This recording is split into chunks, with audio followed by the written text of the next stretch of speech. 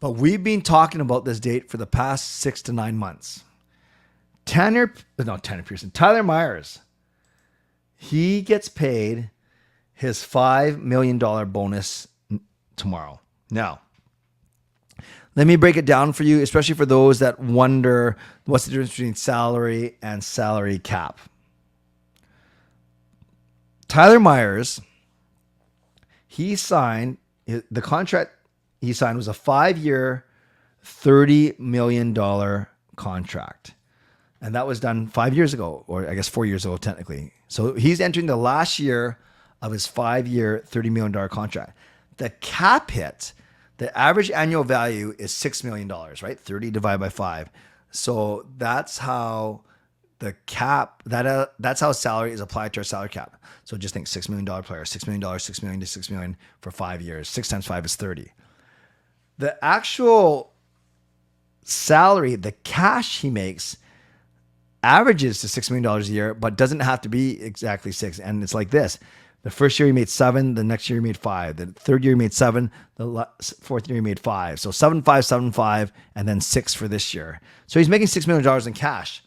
But that $6 million in cash is actually split into different ways. So this year, it's $5 million of bonus money and only $1 million in salary. 5 plus 1 is 6. Whereas last year, his cap hit was $6 million. He only got paid $5 million, and it was all base salary. It wasn't a bonus.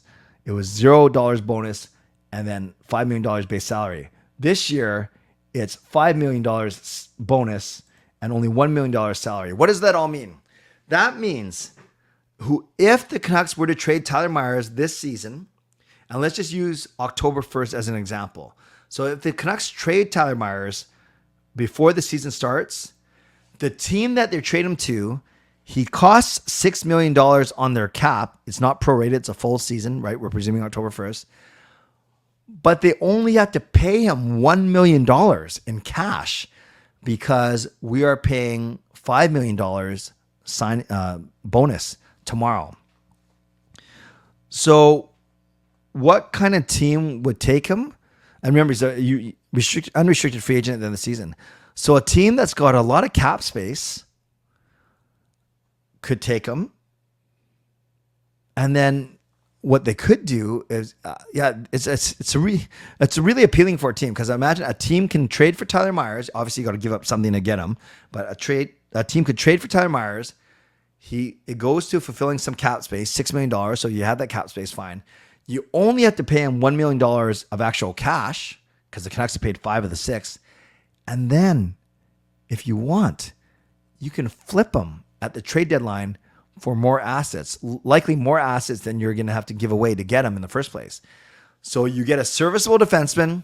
You only have to pay him $1 million, and you can flip him for assets at the trade deadline, because I'm sure a team going to the playoffs would happily trade for that depth, knowing that they'd probably only have to pay him a third of the season, so $333,000.